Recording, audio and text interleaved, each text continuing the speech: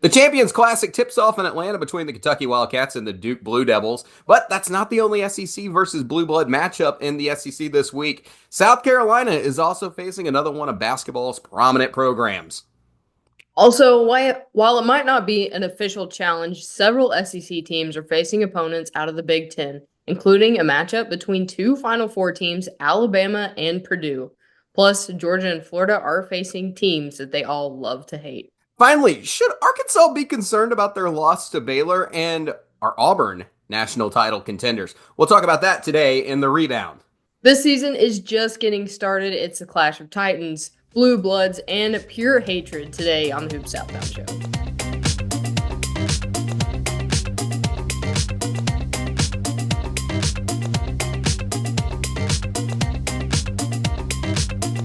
For anybody concerned about anything, what I've got in my mouth, it's a cough drop. I'm getting over being sick, so I'm trying not to cough today on this podcast. So if anybody just noted that in the intro there, cough drop, strawberry flavored. It's like candy almost. Let's talk about this. Very like Ludens. Those are the best ones. Oh, the Ludens are great. Yeah, I got Halls, standard Halls today. It's that time of year. Every year we do this on the show where it's like we really need to be sponsored by like Tamiflu, whoever makes like, Claritin D or some kind of allergy medicine. It's that time of year right now for sure. I know. I'm glad you're getting it first, and then I'll get it, and we'll switch back and forth like we have the last couple seasons. Absolutely. Like one of us is it's going to be that. It's that time of year, folks. It's that time of year. Let's talk about things that happened this weekend in the rebound. Kind of a shortened rebound since we did the video midweek here, kind of recapping opening night and the first couple of games. But let's start out with what was a huge game on Saturday night between Houston and Auburn. Maddie, impressions on this big win that the Tigers got. Tigers end up beating Houston in this game, 74-69. Maddie, thoughts on this game? I mean, it was a great turnout for Auburn. They showed intense, high IQ basketball against one of the top teams in the country. The only work I really saw that needed to be done from this team was get more consistency beyond the arc. They shot 30.4%, which isn't terrible. It's not the worst that we've seen in opening week, but they still held on to that game to get the win. But if it weren't for some of those second chance opportunities off of those missed threes, we may be looking at a different outcome here. So definitely something, that Bruce Pearl needs to take it back and work on. Just try and get better shots from around the 3-point line. But outside of that, fantastic first big game for Auburn. Yes, it was a fantastic first big game for Auburn. I here's the thing. Shooting 30.4% against Houston is tough to begin with. And because that is one of the best defensive teams. I'll go out and say that probably is the best defensive team Auburn's going to see this season. Houston is renowned for having a very difficult to deal with defense.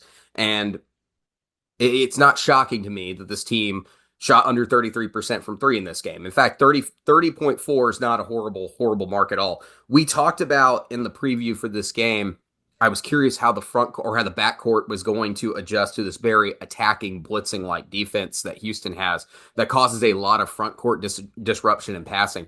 I thought the game plan from Bruce Pearl was excellent, the way they moved the ball, and I thought that led to their keys to success. But you remember us talking about that.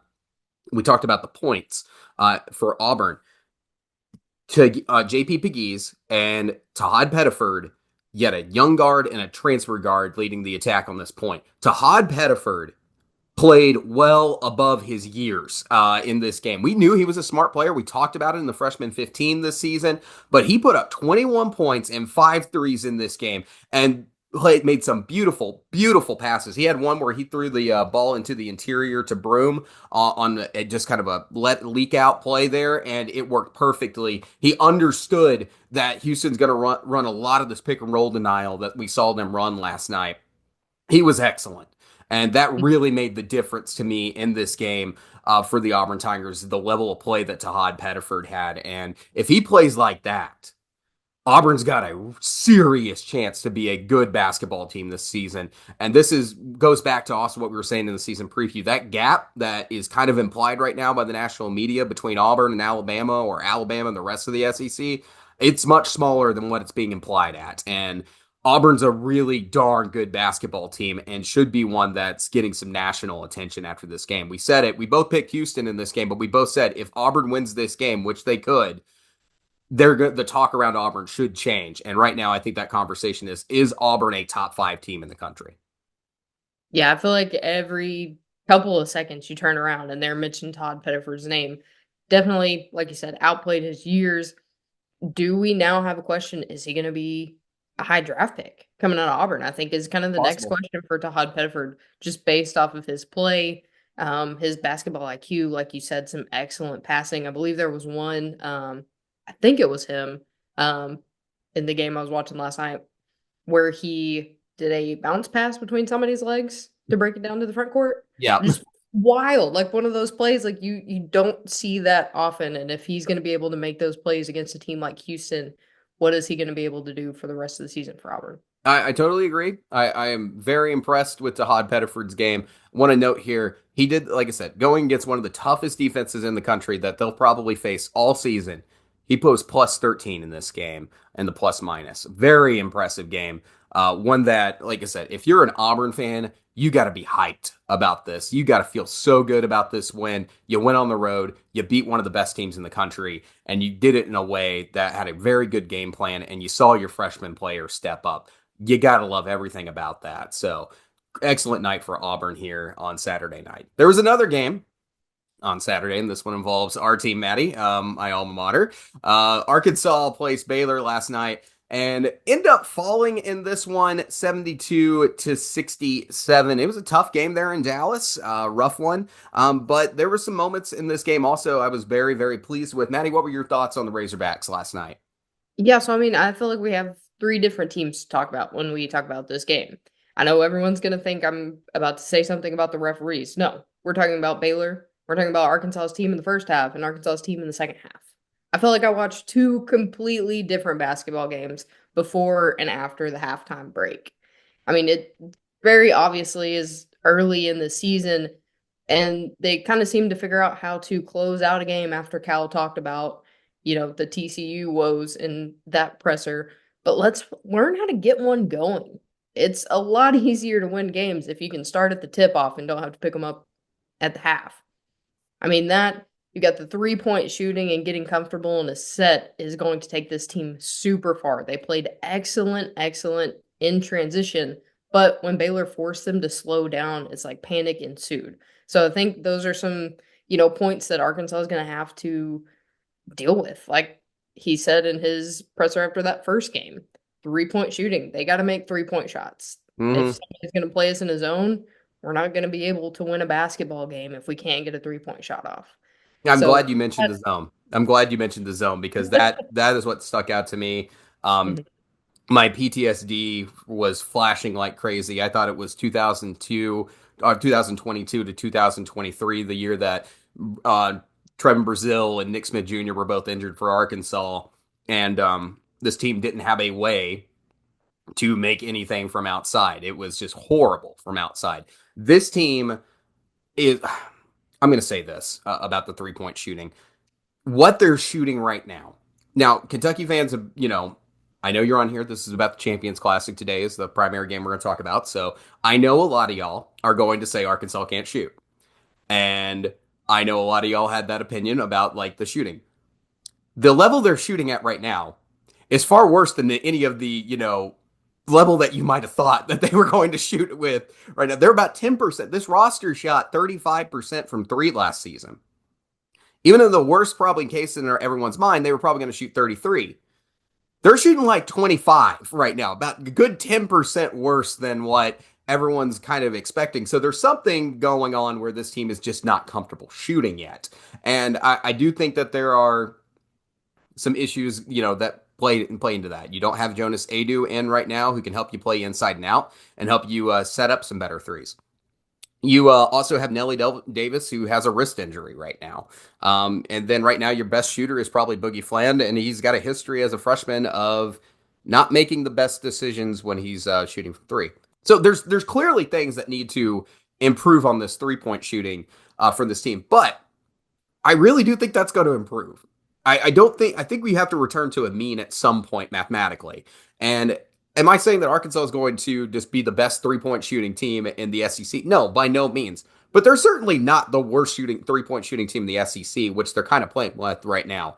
Um, I don't expect them to shoot A&M bad. I don't expect that at all.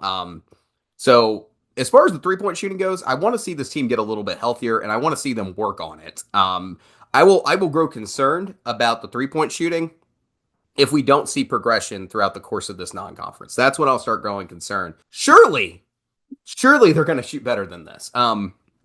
Because again, they're better than this, and like mathematically, you should return to a mean at some point. I will say this: if this is the worst Arkansas is going to be offensively, which I think we kind of are at the floor right now, I'm not concerned about Arkansas at all.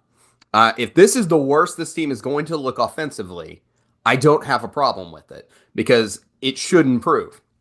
Nelly Davis should get healthy. Last night, there was a moment in this game where me and you were texting back and forth, Maddie, and I said, I need Nelly Davis to get open in the corner. Like, that needs to happen at some point. And I kept seeing Cal try to move him into the corners in different rotations out there. He finally gets a wide open corner three late in the game, and think to myself, if he hits that, like, world flash is stopped, have that nanosecond thought. I thought to myself, if he hits this shot, Arkansas is going to win this game. Yeah. Unfortunately, 50% from the corner last season, and that also means you miss half the time, too. He misses that one, and that was rough. But they got the play. They got the right shooter in that situation. It was setting up to where Arkansas could have had an opportunity to win this game. They just really needed to improve that 3-point shooting. I mean, you mentioned Boogie Fland. He kind of upheld the 3-point shooting stance. There were a couple flashes where Baylor was going on a run and he would make a wild three, which, gave me hope. Like I said, he's kind of known for being kind of off and on there, making bad decisions when it comes to it, but I think he really showed a lot. And then on the other side, the defense. We had some great defensive sets, that really set us up to come back, to make that charge, to try and get the win against Baylor. Especially, like I said, in the second half. It was that second team that showed up. I don't know where they came from, probably after a good Cal butt chewing at halftime. Is where they transpired. But like I said, if our defense continued the way it did in the first half, we would have seen a completely different ballgame. I think it would have been somewhere around 50 points instead of 70 and closer to 80s, 90s for Baylor. The defense so far this season through 2 games is 11th in the country on KenPom. I am very pleased about the defense right now. That's why I'm also like, if this is the floor for Arkansas's offense this season, if the offense is going to get better, the defense is already darn good. Like, the defense is there. If that defense stays at that level of intensity, this is championship level defense. This is numbers that you're begging for this. And you're playing tough competition right now. You've played a good mid-major, and then you played Baylor on a neutral floor on Saturday night, and you're still in the top 15 defenses in the country on KenPom. There are teams who have not played a team right now above the top 200 in KenPom. That was an excellent performance defensively. The offense is what's got to improve in my mind. And you could see it on the court. These guys are fighting, they're clawing, they're trying to rip balls out constantly. They're jumping in passes. Like, there was a hand in every passing lane. Yeah. Every passing lane for Baylor. I love the defensive effort of this team.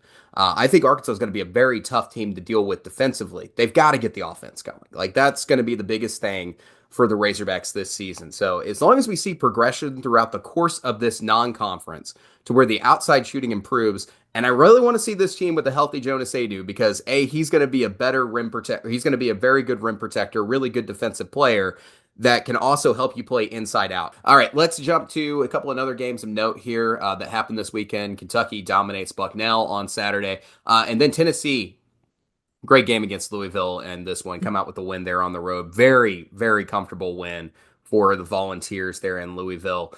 They looked great. Chaz Lanier and Zakai Ziegler both had excellent games for Tennessee. Maddie, what did you kind of take away from this Tennessee victory against Louisville? Yeah, one of my biggest notes, one of our main concerns for the Vols this year without Jonas Aidoo was going to be the front court of the Volunteers. But they outscored the Cardinals 40-10 in the paint and shot 56.6% from the field and 52.3% from three. So, Louisville's rebuilding. They've got a new coach, new team. So, that 40-10 in the paint may not be anything significant, but for a team that we thought was going to struggle in the front court, it is very, very impressive. Yeah, absolutely. Yeah, it's the unofficial real start to the season this week. Four of the biggest brands will be heading to Atlanta on Tuesday. Michigan State, Kansas, Duke, and of course, the Kentucky Wildcats will all be there to party. It's the Champions Classic, and this year Duke will face off against Kentucky in this event. Yeah, it's the classic's huge. This has always been the, real start to basketball season as many fans kind of think of it. For Kentucky, this is a major, major first test for in the Mark Pope era. To have two programs of this status facing off, a win here would definitely be an encouraging statement for Mark Pope coming into this year, especially against the naysayers outside of Big Blue Nation. Additionally, these are two teams that compete for national attention and recruits. To the kids trying to decide where they're going to go to, Duke or Kentucky, a win here could give a lot of attention to Mark Pope's program this year. There, when he goes and sits down in a 5-star prospects living room this season. For Duke, this is the country's first formal introduction to the excellent freshman class they got. Features elite players like Cooper Flagg and Con Knipple.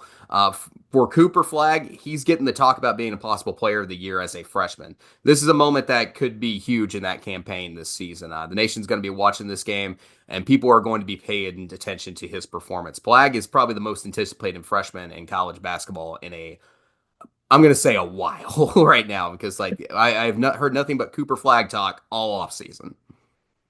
Yeah, I mean, definitely could easily be one of the biggest games of the year. We've got two teams that have a similar style of play, high volume 3-point shooting. But I think when you look into it here, where Kentucky may have the upper hand is in their assist numbers. They average 8.5 more assists per game than Duke so far this season. So with those extra passes, hopefully lead to some more open scoring opportunities.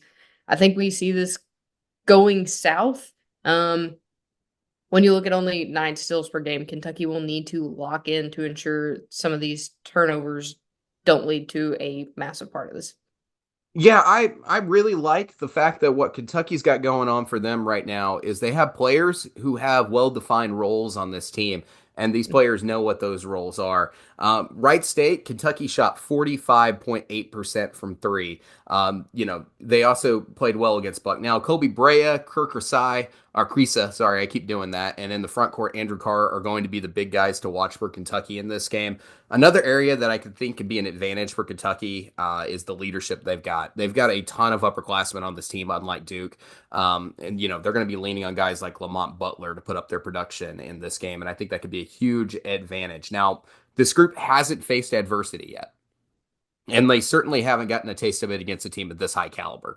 So how does Kentucky respond when Duke gets on a run? That's going to be my questions in this game. That's where this leadership is going to come in, and can it make a difference in this game for the Wildcats? For Duke, this is an extraordinarily talented team. This is NBA level talent all over the roster, and from a talent perspective, they probably have the more overall talented team versus the Wildcats. That's something we haven't said about Kentucky in over a decade. But over the last 5 years, we've certainly seen the difference between that raw end high talent and where that gets you, and versus guys who are like second round NBA players or free agents who have tons of experience in college.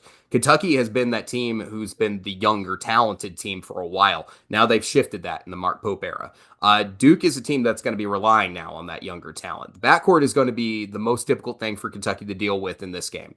There's a lot of very good players in this Duke backcourt. We talked about Cooper Flagg being what seems like a generational talent, but Duke also brings in Knipple, who is kind of the mop-up second option guy who can really eat up some points for you as the game goes on, especially when a lot of attention's being paid to Cooper Flagg. Dangerous number 2 player if he gets going. And then Duke also has Therese Proctor back. Experience, can facilitate, can put up points for himself. He's really going to be a key piece for Duke in this game and the way it's going to function. It's going to be crucial for Kentucky's defense to not allow him to get comfortable and make a bunch of good decisions in this game. Maddie, KenPom in this game, they got Kentucky 83, 76, 74%, or picking Duke over Kentucky to win it. Where are you going in this game? As high as I had Kentucky in my projections for the SEC, I do think Duke is going to edge them out in this game. There's just a lot of talent on that Duke team. There is. So far, the games that they've played seems like they have a good chemistry built up. Seems like they kind of know where they're going, even though the leadership there is, I don't want to say lacking. They do have some leaders on the team, but also you know, these are high IQ freshmen that they're bringing in. They aren't guys that are going to make some of the same mistakes that you see a lot of freshmen making. So I think that gives Duke a little bit of an upper hand also. Okay, so you're going Duke in this one. Mm. I'm going to be the counter in this, and I like the fact that how experienced Kentucky's roster is. I think they've got roles well defined on this team.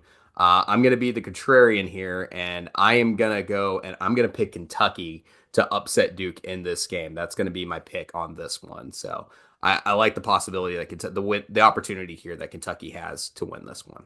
The Champions Classic is the big game during the week, but there are plenty of good games going on throughout.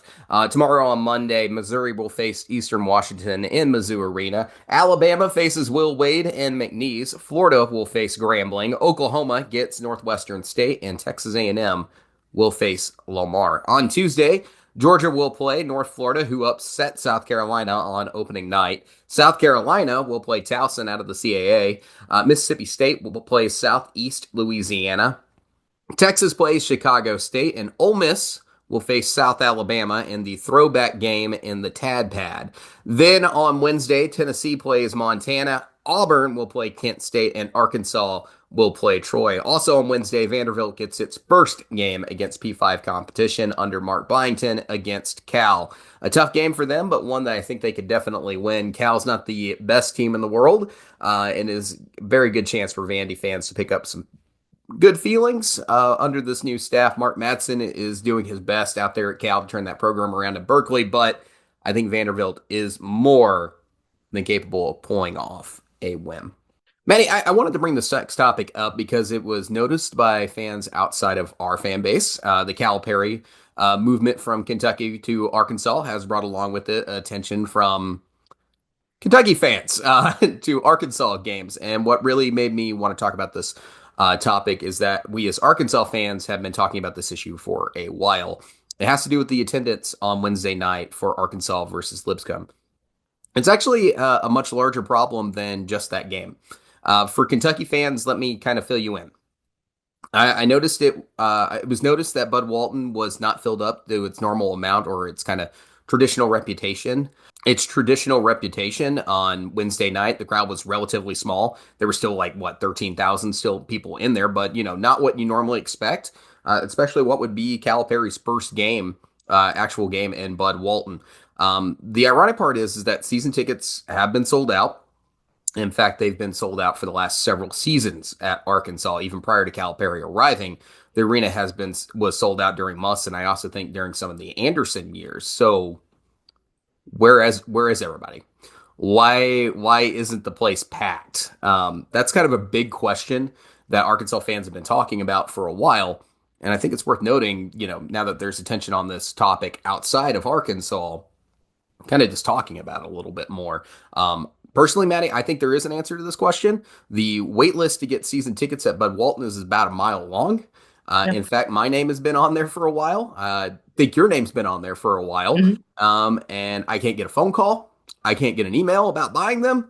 I'm not alone in this issue. I have several friends also who have expressed wanting season tickets and put their names down on the wait list and never get called. Tickets are sold out before we even have a chance to get them. And honestly, I think it has a lot to do with the people who have been more or less grandfathered into this system and then putting the tickets out there and then absolutely jacking the prices up. So it's very hard for the common fan to even go out and buy tickets.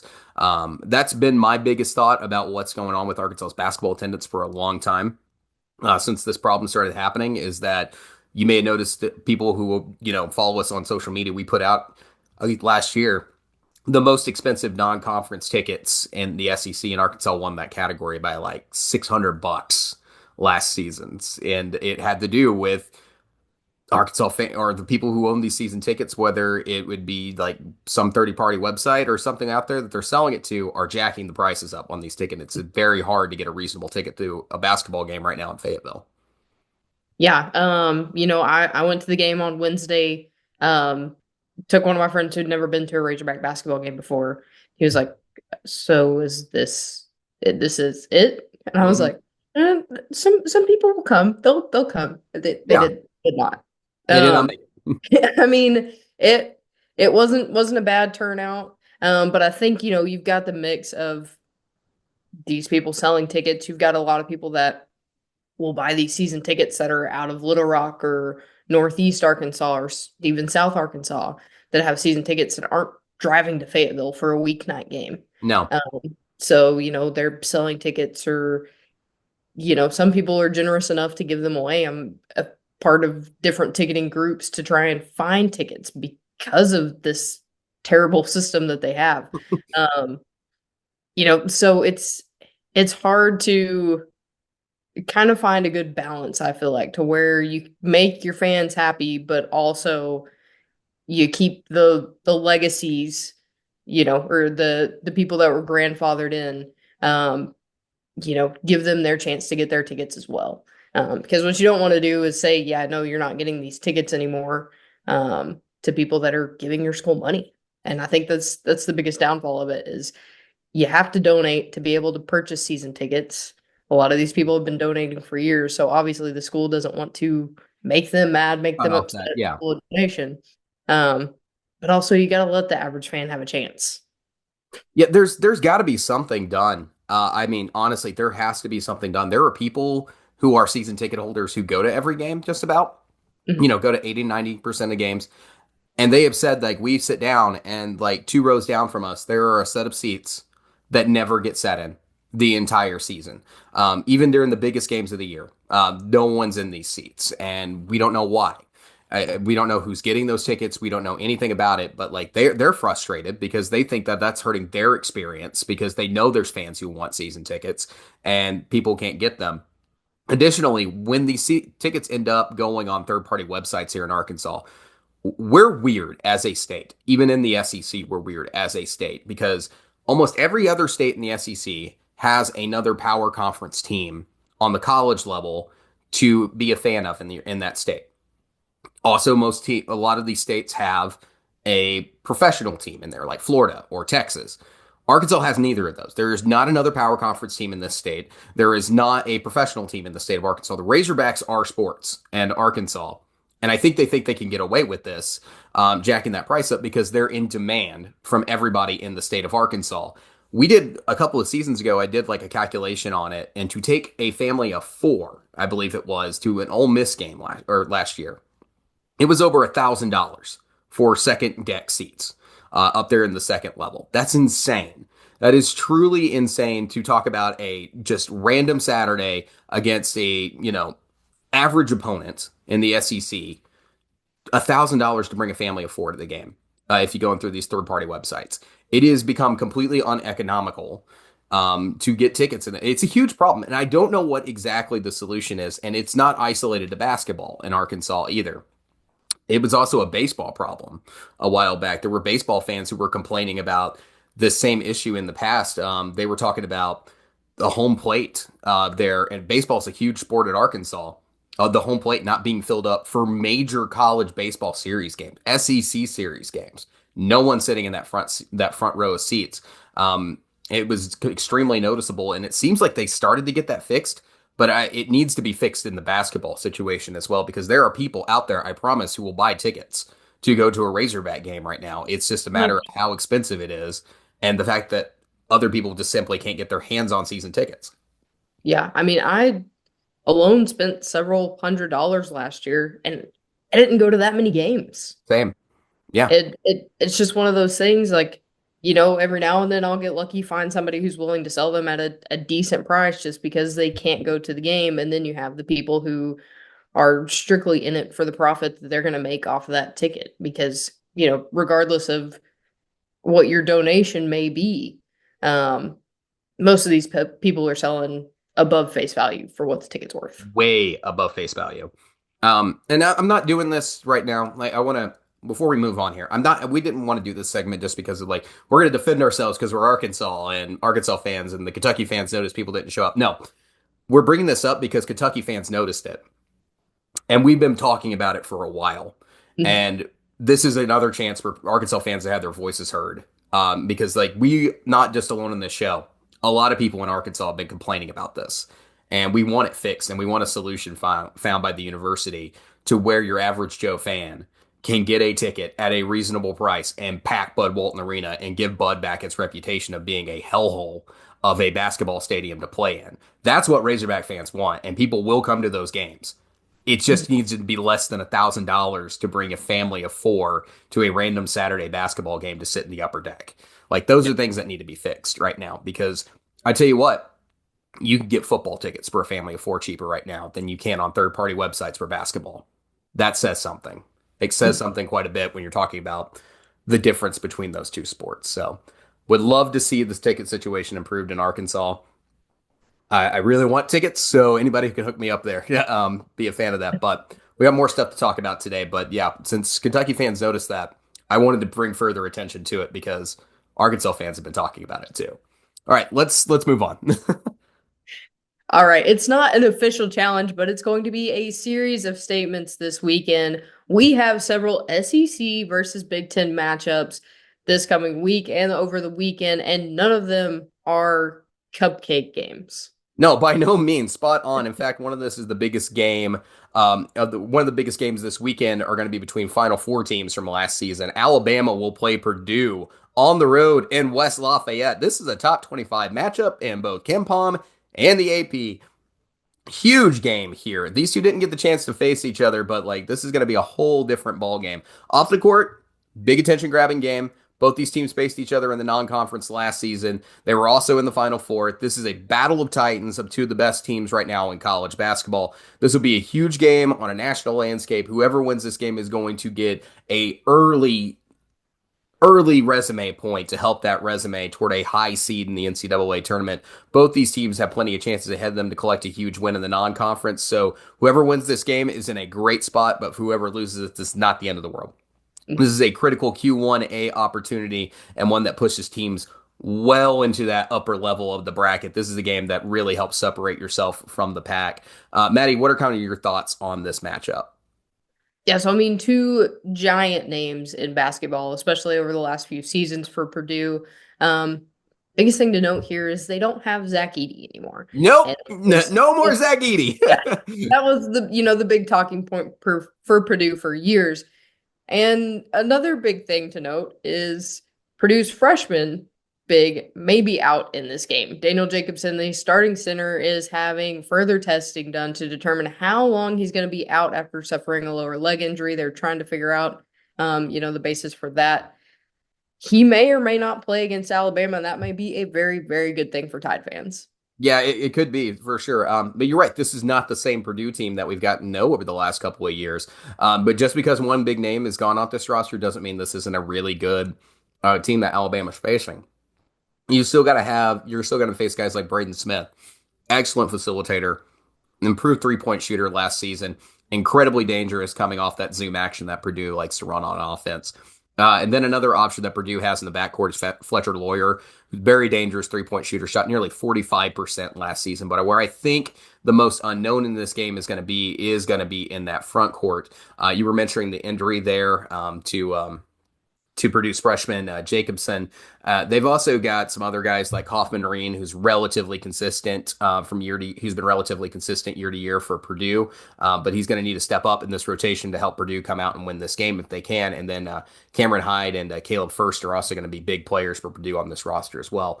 For Alabama, they should match up well, if not even better in the backcourt, in my opinion. Mark Sears is where they've been facing top level. He's used to facing top level competition, and he's consistently put up great numbers. But it's also a matter of how Aiden Holloway and Labaron Philon are going to step up in this game. You still don't have Chris Youngblood back from injury for Auburn, that's a mistake, for Alabama. Lord forgive me. Trying to start some fights. Come on. I'm going to start a fight here. Also, Cliff Omoruyi is a big difference maker in this game to me for Alabama. The front court has a guy. Alabama now in this front court has a legit number 5, and I like what I've seen from Cliff Omoruyi so far, and I think it's going to be tough against some of the unknown factors in Purdue's front court for them to deal with Cliff Omoruyi. So I really like that as well. Maddie, some of your thoughts on how these teams match up? Yeah, I mean, I'm excited for Alabama's backcourt. This is going to be a big game for them. Not only offensively, but on the defensive side. You mentioned some powerhouses at Purdue. I think Alabama's going to have a very well matched game here.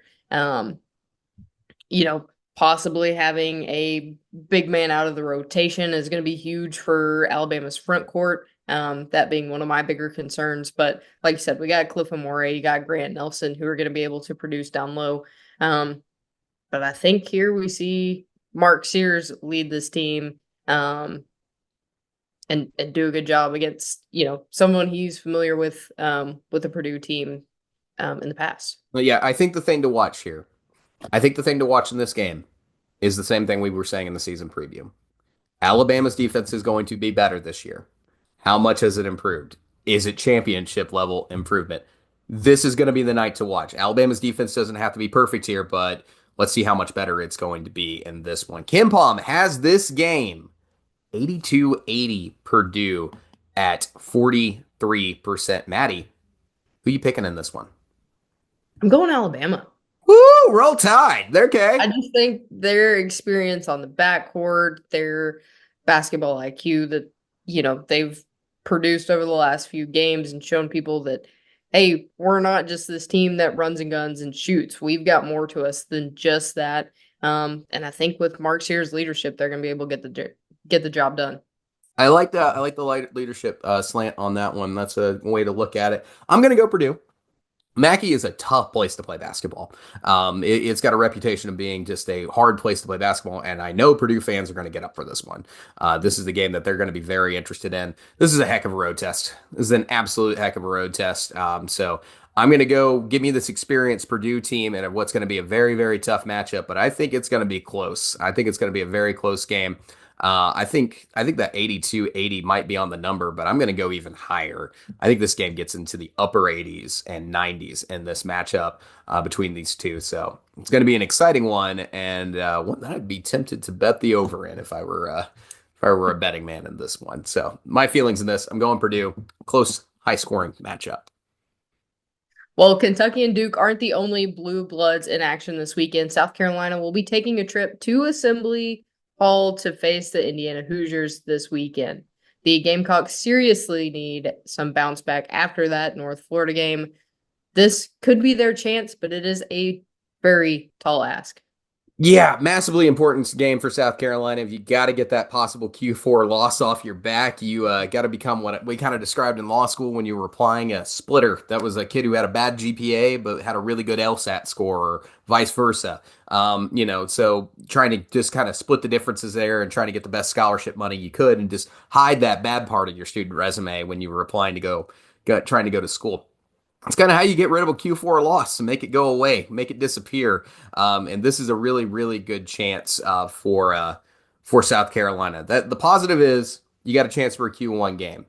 The rough part is that this game becomes massively important because every big opportunity you miss out on from here on puts more and more pressure on how you perform in the SEC this season. And that is going to be no small task, given how deep this conference is this year. So a lot of pressure on South Carolina in this game.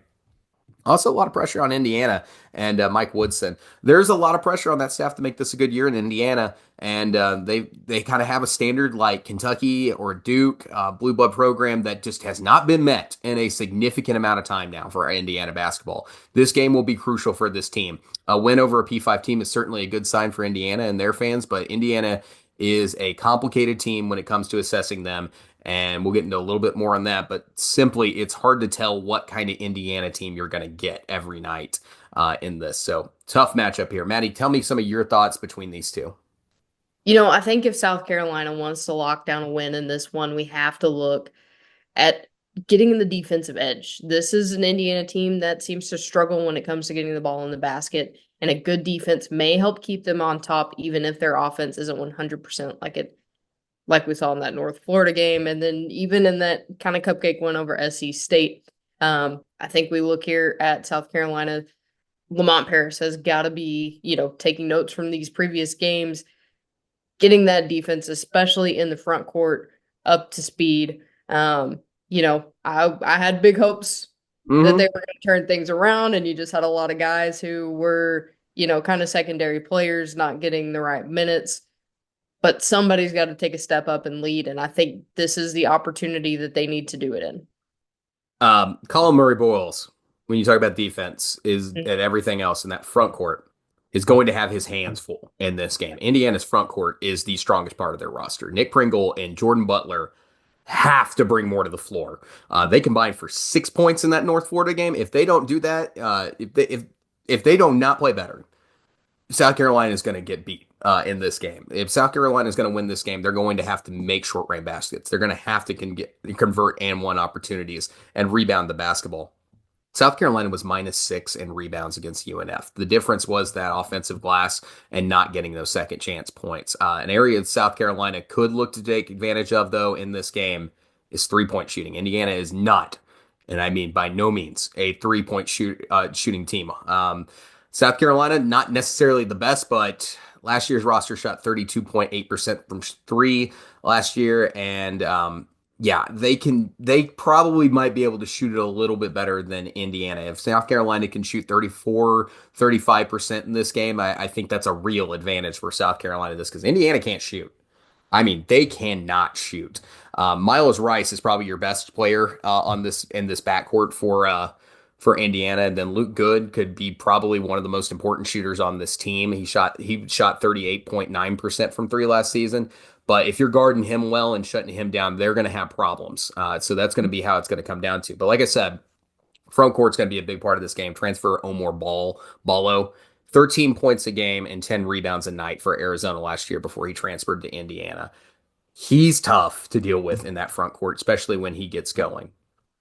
The good news is feel free to foul him whenever you want to because he cannot shoot free throws. I mean, I don't know why he struggles at him so much, but it's a whack a shack moment. So like go ahead, put him on the free throw line. It's probably the best option you have every now and then defensively is just to go ahead and put Ballo on the free throw line. But they got some other guys too. Mbako and Renault are also returning to the front court for the Hoosiers. The front court's going to be really tough to deal with in this game. Kim Palm has this game right now, Maddie, 76-68, a home victory for Indiana. Who are you going in this one? I'm gonna go with Kim Pom here. I texted you after that North Florida game that I was gonna wear a bag over my head, based off of things I said about South Carolina, and I kind of still get that feeling sitting on my shoulders. So until they can prove themselves wrong, um, I'm going with Kim Pom because I think South Carolina has some serious work to do before we consider them any type of contender after their showing. So the good news is for South Carolina fans, this is an advantage them. Is so far this season we've missed every in the first week we missed every one of our unanimous picks, where we both agreed the team that we were both picking in that game. So I'm picking Indiana in this one. So really good stat right there for South Carolina fans to start this year. Yeah, I'm like you. I like Indiana at home in this one. However, if Indiana can't get going shooting, they're in trouble. They're in Mhm. 100% trouble. So if they don't get anything going offensively outside of the front court and South Carolina can, that's going to be South Carolina's path to victory in this one. So really for me at the end of the day, I all logic and all signs point to Indiana being the better team that wins here. It's still going to be tough for them. So I'm going to go ahead and I'm going to pick Indiana, but there's a path. There's a path, and we just had a unanimous pick, and those haven't gone well thus far this season. We started out bad last year too, so I mean, eventually it turns around. We were like started at the bottom on week one last year, and then we both went up to like 70% picking right by the end of the season. I mean, it's Let's like go that to Arkansas. Texas Got to and get back to a mean. do what? It's like you said in the Arkansas section, we got to get back to a mean. Returning to a mean. Returning to a mean. Ohio State got one Texas school to start the season, but now the Buckeyes are going to be headed down into the Lone Star State to face another Texas school, Texas A&M. Ohio State looked absolutely lethal against Texas this week, but the Aggies, they get this one at home. Maddie, what are some of your thoughts on this one to start us out? Yeah, so this is going to be a huge game for the Aggies, especially to get that opening night loss out of their system. What they need to do going into this, I think they need to focus on shooting some quality shots and capitalize on those second chance opportunities. We talk about how Texas A&M, they rebound by assembly, one of the best rebounding teams in the SEC. But those offensive boards are great. But if you can't capitalize and put some points on the board because of those second chance opportunities, they're not going to mean anything. Yeah, I agree. I agree entirely. You've got to convert. You've got to convert. The For Texas A&M, Aggies are good in the front court. They were plus 18 in the paint against UCF to start this season. They remain a very good front court team. They really just killed themselves at the free throw line there in UCF in that opening game. But Farrell Payne showed us this week why he's such a big contributor and can be a big contributor for the Aggies this year. And I think that's where they have a really distinct advantage over Ohio State. When we looked at the numbers here, if you can shut down Ohio State's 3-point shooting, you have a chance. Ohio State just went 40.6% from inside when they played Texas when they played Texas on opening night, and that they were outscored in the paint by Texas. Mind you, Texas does not have that impressive of a front court. The fact that Texas was effective enough to do that from inside and were disruptive enough shows a path for the Aggies in this one. So I think it's really going to come down to the way that Texas A&M's front court plays in this game. But for sure, you have to do something about this backcourt that Ohio State has. We pointed out in that Texas game that for Ohio State, Parrish, Thornton, Michi Johnson, Royal, and Mobley, those guys combined for 14 3-point shots or 3-point field goals made. Collectively, Ohio State shot 50% from three against Texas. You have to stop. You have to stop the three ball in this one. You have to play good perimeter defense. Otherwise, this team's going to light you up in this game. But I think that's something that Texas A&M can do. I think they are more than capable of it. And they're also getting this game at home. It's going to be a tough one here, but KenPom has this game 76-72 Aggies at 64%. Maddie, where are you going in this one? I'm going with the Aggies because I think they have that the chip on their shoulder, the edge of desperation. They have got to get a good win here, and I think Ohio State is going to be one of the best opportunities for a little bit for them. I am going to go Ohio State in this one. I think it's going to be a really, really high scoring game. I think Wade Taylor can put up a lot of points. I think it's going to be tough on the inside for Ohio State, but this team has showed me that they can shoot. And if they're able to light it up in the least bit, it's going to be a problem. I'm going to go Ohio State in this one. I think they're really hot right now to start the year, feeling really, really good. So I'm going to go with the momentum pick. I'm going to go with Ohio State. Well, if you're not entertained by all of the action that we've already mentioned, maybe we can interest you in some in-state rivalries. We've got both Florida and Georgia taking on teams that they love to hate. Taking a look over at Georgia, we've got Georgia versus Georgia Tech. Georgia Tech ranked 67th in KenPom with a 111.1 offensive rating and 99.7 defensive rating, while Georgia is ranked 79th in KenPom at 109 offensively and 100 defensively. We have got to see Georgia do better defensively to keep this game in their grasp. Looking at the other side of the court at Georgia Tech, some of the key players here are Javon McCollum, 30 minutes per game, averages 18 points per game of 4 steals and 5 assists. And then you've got Luke O'Brien in the front court getting 10 rebounds and shoots 44.4% from the field. So definitely some guys to watch if you are a Bulldogs fan. Make sure people are keeping them in check. So who's your pick? That's my question. Who's my pick? Oh, man. I'm going to go Georgia. Like I said, I think they're one of the most underrated teams. You've got, Georgia Tech's not a bad program. They've been decent basketball for years. Like I said, they've got 2 very, very good players. They have more than 2, but those are just the 2 that stood out to me as I was watching over highlights. But you've got a bunch of talent for this Georgia team. We've talked about it. Like I said, they were my most underrated team in the SEC. I think they can pull this one out. All right. I'm going Georgia as well. I think Georgia's more talented, and I think they're the overall better team. I'll go quickly on this one because we're kind of getting close to that cutoff time that we've had going on here. But Florida State. And yes, there is some off the court stuff that we're going to talk about with Florida here in a little bit. But Florida State is not exactly the most impressive team I've ever seen in my entire life. In fact, I think they're going to be one of the bottom teams in the ACC this season. But KenPom has this game going to Florida 81-77 in this basketball game. So players to watch out for Florida State, Jameer Watkins, Malik Ewan, really good players, Taylor Bowen, and then Justin Thomas. Really good players on this Florida State team to pay attention to. But overall, I do think the front and almost every dynamic I expect Florida to be the better team, especially with guys like Walter Clayton Jr. and some of the players in the front court with Florida. I think that should be a pretty solid setup in this one. Other big games this weekend that I just want to mention real fast. Mississippi State will take on Utah in this one. That's going to be a huge game this weekend out of the another Big 12 SEC matchup there. And then LSU is going to be facing Jerome Tang in Kansas State. Another big game for the Tigers. If both those teams collect wins there, that would be excellent marks on their season. Those would be great wins for LSU and Mississippi State if they were able to pull them off. Other games that are happening over the weekend. Missouri faces Mississippi Valley State. Ole Miss will also be there in South Haven, Mississippi, taking on Colorado State. Really tough game there. Oklahoma will play Stetson. Texas will also face Mississippi Valley State. It's a couple of days apart for them. They're not playing back-to-back games. But then Vandy will also play Jackson State, and Tennessee will play Austin P.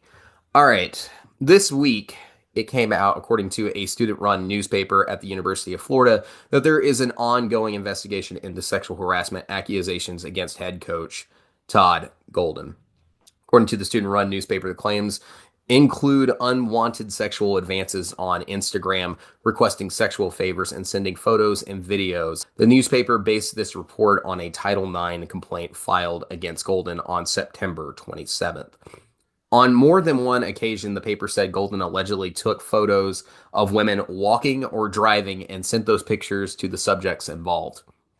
Alleged stalking incidents also included Golden, a married father of two young boys, showing up to locations where he knew that the women would be. Golden signed a 2-year contract extension in March that included a a $1 million raise and brought his annual salary to $4 million a year. This deal puts Golden under contract at Florida through 2030. This is the third set of serious accusations against a head coach during athletic director Scott Strickland's 8-year tenure at Gainesville. Strickland allowed women's basketball coach Cam Newbauer to resign in 2021 amid allegations he verbally, physically, and mentally abused players and staff members. Less than a year later, Strickland fired women's soccer coach Tony Amato amid an investigation into the coach's comments and behavior regarding players' eating habits and body shapes. Amato was fired without cause. Strickland has also been under fire for 2 NCAA investigations. The first one in 2020 landed the Gators on probation for the first time in 30 years and led to a show cause for then football coach Dan Mullen. The second one involved former quarterback signee Jaden Rashada and a failed name, image, and likeness worth nearly $14 million. These are very serious allegations against Coach Golden. He has said on social media, for the last month, I have actively participated in and respected the confidentiality of an ongoing school inquiry, Golden said in a statement posted on X, formerly Twitter. I have recently engaged attorney Ken Turkle to advise me on my ability to bring defamation claims while this confidential investigation is ongoing. These are very serious claims. Very, very serious claims. We're not going to render any opinions, but this is all reported that we have read from the AP, Associated Press. A lot of those lines come from their article. Wanted to report that as standard as possible to not mess up the facts the best we can here. Again, if these allegations are true, these are very serious allegations, and I would not expect Todd Golden to continue being head coach at Florida if the investigation turns this way. But it also does sound like Coach Golden is prepared to go into legal action regarding these claims as well. I think what's also I do find alarming is the fact that this is the third set of serious allegations that have happened under the same athletic director there in Florida as well would be kind of my remarks. Maddie, anything before on this regarding in this developing story right now out of the SEC? Yeah, as you said, it is a developing story. We only know the facts that were given. So I just wanted to make all of the people that watch our podcast aware of what's going on, so that way you can stay up to date. So we'll just wait, see what the investigation brings forth, and if there are any other actions taken, we will let you guys know. Yeah, we'll keep an eye on this as it moves forward. But for now, if you guys have not already, I want to thank you guys for watching today. Please like and subscribe to the Hoop Southbound Show. We appreciate having you guys here. Not every week we're not going to be talking about a story like this. We'll keep talking more. about basketball as much as we can when talking actual basketball. We greatly appreciate having you guys here. Please like and subscribe, comment, and tell us how you think the games are going to go this weekend. We've got a huge weekend with tons of matchups. Additionally, we'll have our one-on-one conversation this week regarding the Alabama Purdue game. We're going to look into that one and break it down with a guest this week in one-on-one conversations. But until then, we'll catch you guys next time. Thanks, guys. Have a great week.